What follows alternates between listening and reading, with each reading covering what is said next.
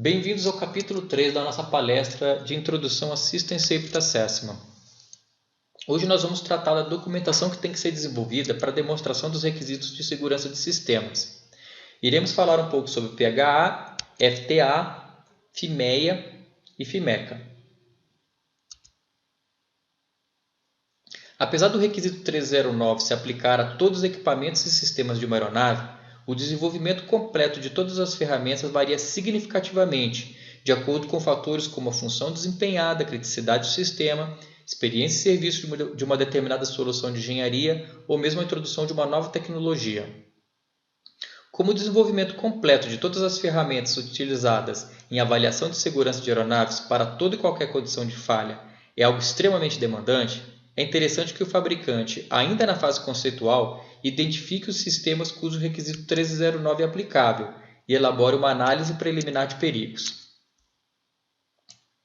Essa lista irá ajudar nas reuniões que certamente ocorrerão com a autoridade de certificação, momento que também serão definidas as normas aplicáveis. Esse ajustamento das normas é feito via Ficha de Controle de Assuntos Relevantes, o FICAR, cujo análogo da FAA é o Issue Paper e o da EASA o Certification Review Item. Mas isso também é assunto para outra palestra sobre procedimentos de certificação de projetos aeroespaciais. Continuando, no FICAR a ser desenvolvido para o Safety Assessment, geralmente fica definido que as funções ou equipamentos classificados como não essenciais não serão objeto de demais análises. No nível da empresa, essa classificação geralmente é feita por meio da revisão de projeto, Design Review, e por ser uma atividade rastreável, é aceita para fins de certificação. Dentre aquelas funções classificadas como essenciais, o critério para se ir mais ou menos a fundo usualmente é dado pela severidade da condição de falha associada. Assim, aquelas consideradas major, o FIMEA tem se mostrado suficiente. Já as funções ou equipamentos que contribuem para uma failure condition hazardous ou catastrófica não têm saída. Os melhores esforços têm que ser diligentemente aplicados. O desenvolvimento da documentação usada em Safety Assessment obedece a uma ordem razoavelmente intuitiva. Tudo se inicia com a elaboração de uma lista preliminar de perigos, geralmente sem uma classificação de severidade. Essa lista não é obrigatória, uma vez que o Preliminar Hazard Analysis, PHA, além de listar perigos, também faz uma avaliação de risco sumária. Essa lista de perigos pode ser quebrada ou desdobrada em funções contribuintes, a serem classificadas de acordo com sua severidade. Na maioria das vezes, é possível classificar tais funções como essenciais ao voo, de modo que a perda de uma delas em determinadas condições seja o próprio evento topo ou condição de falha. Essa é a abordagem da ARP 4761, ou seja, a estratificação de funções essenciais por meio do Functional Hazard Assessment.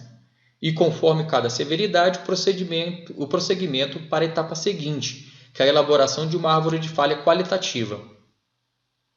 Nessa fase, são identificadas as potenciais causas comuns, common causes, que devem ser obrigatoriamente consideradas na árvore de falha, além de potenciais falhas latentes, tempos de exposição diretamente associados, sob pena de a mesma não refletir um resultado verossímil. As causas comuns contribuem para a definição de redundâncias, separações, independência de funções, sistemas ou equipamentos. Nesse momento, são definidos os safety budgets de cada time de desenvolvimento, também entendidos como requisitos específicos alocados para times de hardware e software. Até aqui, todos esses elementos irão constituir o que a ARP 4761 define como Preliminary System Safety Assessment. O PSSA é uma análise viva e interativa que se inicia já na fase conceitual.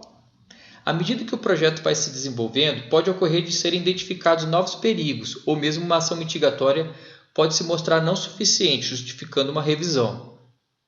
Em seguida, quando uma ideia concreta de que tipo de componente e equipamentos estão envolvidos no projeto, já é possível construir a FIMEA, que pode ou não apresentar taxas de falhas estimadas para cada módulo. Quando os fornecedores são definidos, podemos prosseguir na elaboração do FIMECA, uma vez que as taxas de falhas ou MTBFs podem ser obtidos juntos aos fabricantes. Finalmente, podemos alimentar a FTA qualitativa com valores obtendo uma árvore de falha quantitativa. Por meio de estudo de sensibilidade, é possível saber qual ou quais os ramos que contribuem mais significativamente para a probabilidade do evento topo, o que pode justificar a troca de um fornecedor ou mesmo um reprojeto. Nessa palestra, vamos conversar um pouco mais sobre os blocos verdes desse diagrama que eu construí. Vamos começar com PHA. Como dissemos, o PHA é a técnica primária e ponto de partida para todas as demais ferramentas. Não tem como escapar dela. Basicamente, o seu objetivo é a identificação de perigos, severidades e a obtenção de um risco inicial. Note que aqui a probabilidade usada na determinação do risco ainda não é necessariamente quantitativa. As suas mitigatórias já podem ser incluídas. Nesse slide, a PHL, a Preliminary Hazard List apresentada, não está associada com o PHA. Eu montei uma PHA fictícia, não se trata de nenhum sistema específico, pois estava preocupado mais com o formato. A ideia é que o PHA pode ter origem numa PHL, sendo que o Preliminary Hazard Analysis identifica as potenciais causas, efeitos e severidades. Eventualmente, riscos e ações mitigatórias também podem ser incluídas, como já dissemos.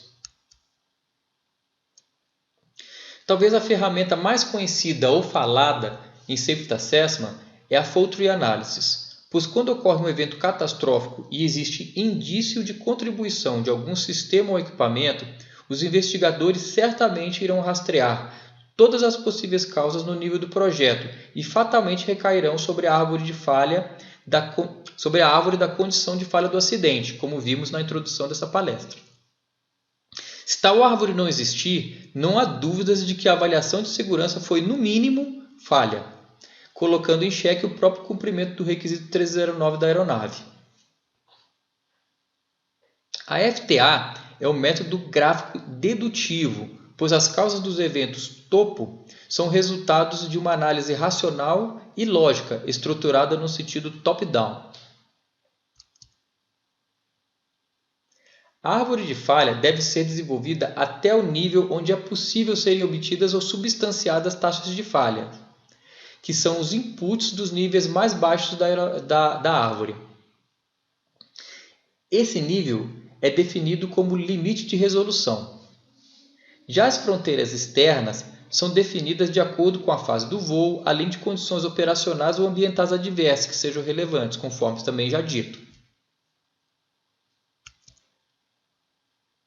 A redação dos eventos topo ou condições de falha deve levar em consideração eventuais efeitos na aeronave, em seus ocupantes, na tripulação ou uma combinação desses.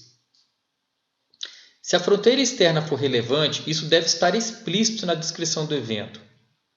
A figura apresentada nesse slide foi retirada da NUREG 0492. Ela apresenta alguns exemplos genéricos de eventos topo. Tendo em mente a definição de Failure Condition, compare as diferenças entre os eventos B e F.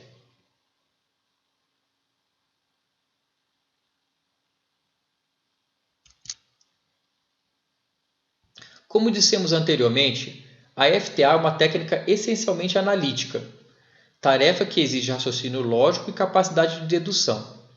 É importante ter em mente que uma árvore de falha não tem a pretensão de modelar todas as possíveis causas de falhas de um sistema. A FTA é ajustada para uma condição em particular, de modo que são levadas em consideração apenas as causas necessárias e suficientes para o determinado evento. Assim, é natural que os símbolos utilizados contemplem de forma extensiva o uso de portas lógicas, que definem a combinação de eventos intermediários necessários para a ocorrência de uma condição de falha. É o tipo de porta lógica que define o relacionamento entre esses eventos. Dos símbolos apresentados nessa figura, dois se destacam: as portas e ou. É importante compreender que causalidades nunca passam por uma porta ou seja, as causas do evento em análise nunca são entradas de uma porta ou. Isso significa dizer que as entradas de uma porta ou são essencialmente o evento em análise, porém descritos em termos mais específicos, de acordo com uma certa condição de ocorrência. Em outras palavras, podemos afirmar que os o que são os mesmos, enquanto que os quando é que são diferentes.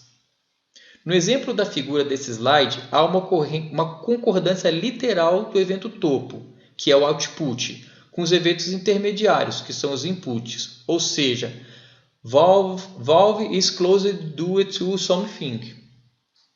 Mas cuidado, essa literalidade definitivamente não é requerida. O que importa, de fato, é que a natureza do tipo de falha seja a mesma. O símbolo da porta ou representa a união de eventos e o equivalente na álgebra de Boole é o símbolo da adição.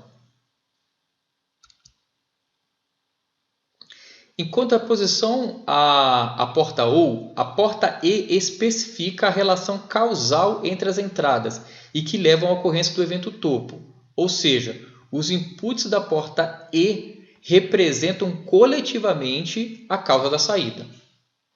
Na figura desse slide, vemos que para ocorrer uma interrupção no fornecimento de energia e corrente contínua de um sistema hipotético, é necessário que falhem todas as fontes de energia, permitindo intuir que se trata de uma arquitetura em paralelo. O símbolo da porta E representa a interseção de eventos e o equivalente na álgebra de Boole é o símbolo de multiplicação. Alguns conceitos simples ajudam muito na hora de se definir e descrever eventos intermediários, bem como na escolha da porta lógica adequada. O primeiro deles é o conceito INS, de causa imediata, necessária e suficiente. Fazer essa pergunta evita devaneios e ajuda a manter o foco, pois esse conceito contribui para a identificação das causas diretas e absolutamente necessárias, incluindo apenas aquilo que é essencial para a ocorrência de um evento. Já o conceito PSC envolve responder à pergunta: quais são as causas primárias, secundárias e falhas de comando de um evento? Falhas primárias são aquelas que ocorrem no ambiente para o qual o sistema ou componente foi projetado, ou seja, dentro das especificações. Uma falha secundária é aquela que ocorre fora do ambiente para o qual o elemento foi projetado, ou seja, fora das especificações. Já as falhas de comando geralmente envolvem uma falha lógica ou computacional, ou mesmo fator humano. Se pelo menos dois elementos do conceito PSC estiverem presentes, uma porta ou é requerida. Finalmente, um terceiro conceito envolve a compreensão de estado do sistema e estado de componente. Se um evento pode ser causado por uma falha de componente ou elemento, ele deve ser classificado como SC, estado de componente. Se o evento não pode ser causado por falha de componente, então deve ser classificado como SS, estado de sistema. Em resumo, uma boa abordagem é perguntar se a falha pode ser causada por componente. Se a resposta for positiva, a porta necessariamente é OU e deve ser aplicado o conceito PSC. Caso contrário, deve-se avaliar qual a porta adequada e aplicar o conceito INS.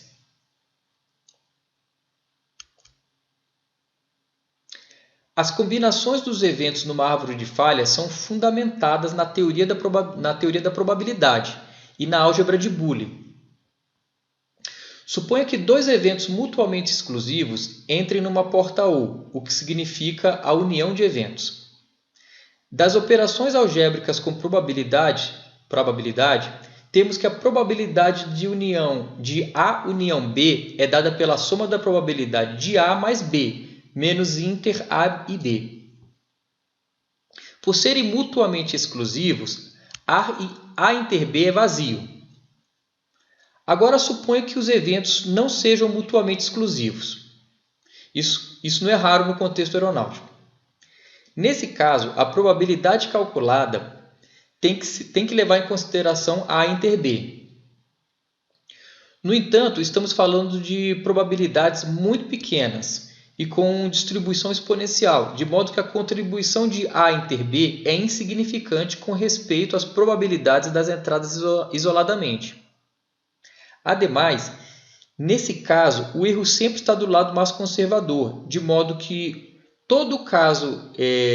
em todo caso que o critério de probabilidades suficientemente pequena seja atendido, a aproximação por evento raro é aplicável e é conservadora, simplificando a análise independentemente de se concluir se os eventos são ou não mutuamente exclusivos.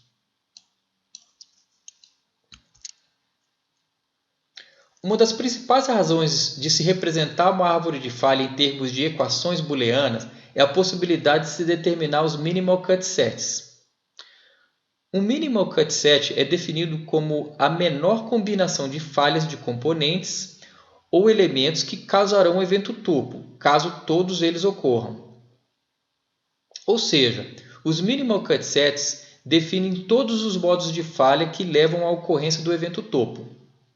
Uma vantagem de se definir os minimal cut sets é a possibilidade de se identificar pontos de falha simples, que eventualmente ainda não tenham sido identificados.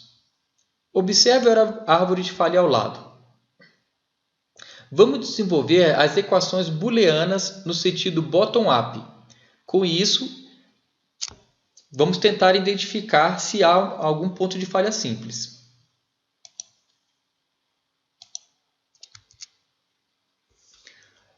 Bom, vamos começar aqui pelo evento E4. A gente percebe que para o evento E4 ocorrer, tem que acontecer o evento A e B. Então, E4 é igual a A vezes B. O evento E3, temos uma porta OU. Então, para o evento E3 ocorrer, ou B ou C tem que ocorrer. Usando a álgebra de Boolean, fica B mais C. E2 é uma outra porta OU. Então, o evento C tem que ocorrer ou o E4. Como o E4 é AB, então ficou C mais AB. O evento E1, outra porta OU, para ocorrer, então tem que ocorrer A ou E3. A aqui, E3 é B mais C, então ficou E1 igual a A mais B mais C. Finalmente, o evento topo está conectado a uma porta E. Então, para ocorrer o evento topo, tem que ocorrer simultaneamente ou coletivamente, o evento E1 e o evento E2. E1 é A mais B mais C, E2 é C mais AB. Vamos aplicar a propriedade distributiva da teoria dos conjuntos. Aplicando a propriedade distributiva, a gente chega a essa combinação de eventos. Temos aqui combinações de E e O. A gente percebe que tem conjuntos repetidos aqui. A, B aparece duas vezes aqui e C também. Então, vamos aplicar a propriedade idempotente. A propriedade idempotente, ela diz que A inter A é A. Então, aqui repetimos AC. A inter A é A, então virou AB. BC eu repito. B inter B é B, então ficou AB novamente. C inter C é C. e ABC não tem que ser feito. Note que apareceu duas vezes AB. Então, AB união AB é AB. Aí percebemos que que o conjunto C ele se repete em algumas interseções e ele também é um conjunto isolado, de maneira que a gente consegue aplicar a propriedade de absorção. Aplicando então a propriedade da absorção, todas essas interseções aqui são absorvidas pelo conjunto C, então resultando num minimal cut set, que é C mais AB.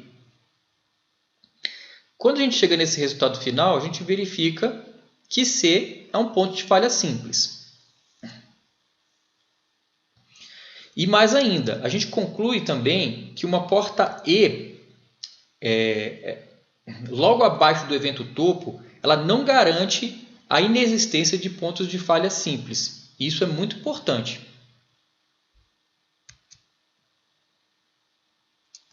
Agora vamos falar rapidamente sobre como uma falha de software pode ser tratada numa FTA.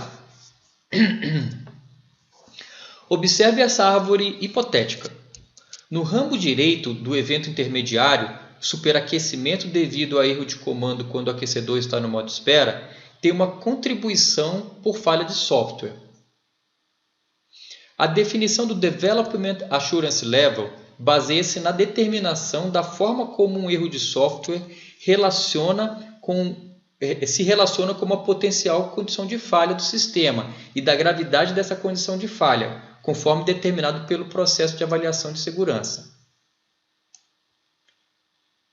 O nível de desenvolvimento de software estabelece o rigor necessário para o desenvolvimento desse software, o que não significa atribuir uma taxa de falha para software, pois isso não é facilmente mensurável, talvez até virtualmente impossível. É importante ter em mente que, se o comportamento anômalo de um software contribui para mais de uma condição de falha do mesmo software, então o DAO, que é o Development Assurance Level, deve ser adequado à condição de falha mais severa dentre elas. Outra consideração relevante na arquitetura de softwares é que a implementação de uma função crítica é feita por meio de múltiplos softwares em série, então todos eles têm que ser do mesmo DAO, e esse DAO tem que ser adequado à condição de falha associada. Por outro lado, se são necessários erros em dois ou mais softwares particionados para a ocorrência de um comportamento anômalo, isso pode ser levado em consideração na hora de se atribuir um DAO. O DAO para cada software, no caso. Para isso, é necessário demonstrar que, de fato, os softwares são particionados e independentes, de modo que um eventual erro seja isolado. Isso permite uma significativa redução no esforço de programação, engenharia e gerenciamento, pois o DAO mais elevado pode ser aplicado a apenas uma função específica desempenhada por um software, esse software particionado, ao invés de ser aplicado ao software que executa a função principal, esses softwares geralmente são mais complexos. Nessa FTA, percebemos que uma failure condition catastrófica tem uma contribuição em virtude de software. Pelo que comentei, temos algumas opções. Uma delas é desenvolver um software DAO-A e associá-lo a um dispositivo de segurança, dado que o erro de software ele não pode ser ponto de falha simples.